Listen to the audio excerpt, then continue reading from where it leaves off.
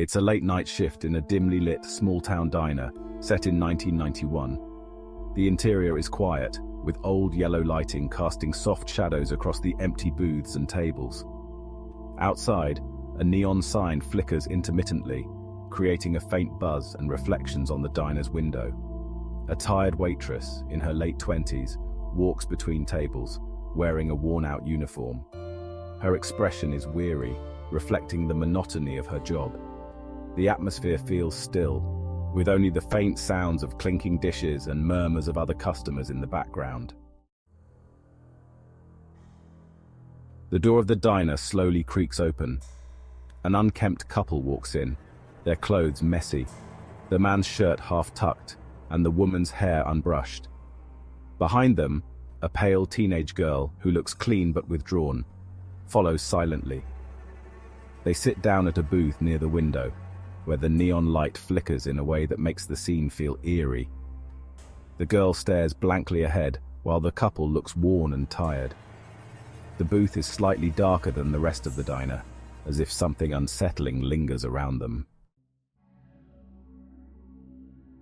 The teenage girl at the table accidentally drops her fork. The fork clatters loudly against the floor, disrupting the quiet of the diner. The waitress bends down to pick it up, handing it to the girl. The girl's hand grips the waitress's hand a little too firmly, and her cold, hollow eyes lock onto the waitress's with a silent plea. The tension is subtle but palpable. Focus on the close-up of their hands as the fork is exchanged, and the brief, unsettling eye contact. The girl drops the fork again, and this time when the waitress picks it up, the girl's grip on her hand tightens noticeably, leaving red marks on the waitress's skin.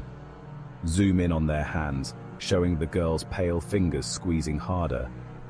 The waitress's face shows discomfort and confusion. The background around them blurs slightly, isolating this tense moment between the two characters. The lighting grows dimmer around their table, heightening the unsettling atmosphere. The family leaves the diner, and the waitress approaches their table to clean it. As she picks up a plate, a crumpled napkin is revealed, hidden beneath it. Slowly, she unfolds the napkin to reveal the chilling message, "Help me, call the police," written in shaky, desperate handwriting. Her hands tremble slightly, and the camera lingers on the message for an uncomfortable moment. The lights in the diner seem dimmer, with the eerie neon flicker still present in the background. Transition to a dim bedroom at night. The waitress lies in bed, staring at the ceiling, her face twisted with guilt and dread. Shadows from a nearby streetlight dance across the walls, giving the room an unsettling feel. On her nightstand, there's a missing persons poster with the face of Antoinette Cayedito. Flash images of the girl from the diner overlap with the poster, showing the waitress realizing the terrifying resemblance. The haunting memory of the girl's pale face and desperate eyes flashes before her. Show a television screen flickering in a dark living room. The TV displays an old interview with Antoinette Cayedito's mother. Her expression is cold and detached, as if she is indifferent to her daughter's disappearance. The camera shifts to show the reflection of the waitress in the TV screen, her face filled with dread as she realizes that the girl from the diner may have been Antoinette. The TV flickers and glitches slightly, adding an unsettling quality to the scene. The waitress's breathing becomes audible as the revelation sets in. The screen fades to black, and a missing persons poster of Antoinette Cayedito slowly fades into view. The words "still missing" are written in bold letters at the bottom of the poster. The sound of a fork dropping echoes eerily in the background as the image slowly dissolves into darkness. The atmosphere is heavy with unresolved tension, leaving the viewer with a lingering sense of dread. The sound of the neon sign buzzing is the last thing heard as the screen goes black. 8. The man at the door. A man stands on Mike's front porch in the rain, smiling unnervingly. His face quickly changes when he notices Kit, who is growling protectively behind Mike. Another figure lurks in the shadows by the side of the house. The tension is palpable as Mike keeps the screen door locked and asks, Can I help you? The rain falls heavily around them, adding to the suspense. 9. The car driving away. A dark car pulls up in front of the house. 2 shadowy figures are visible inside. The man at the door quickly turns and walks toward the car, joining the others. The car drives away, disappearing into the rainy night. Mike and Kit stand at the door, watching the vehicle vanish into the dark, tension still lingering in the air. 3. Sue's story, the turning doorknob. 10. Sue watching TV. Sue is sitting on a couch in a cozy, dimly lit living room. The only light comes from the TV screen, which flickers with images from a horror movie. Beside her, the large Doberman Tater lies lazily. The atmosphere is calm but tense, as the movie plays quietly in the background, casting eerie shadows around the room. Hey. Suddenly, Tater jumps up and runs to the back door, growling fiercely. Tater, what is it? Sue follows him, looking confused and concerned. The doorknob begins to slowly turn, as if someone is trying to break in. Oh no. Sue stares at the doorknob, frozen in fear, while Tater barks aggressively, his body tense and ready to attack.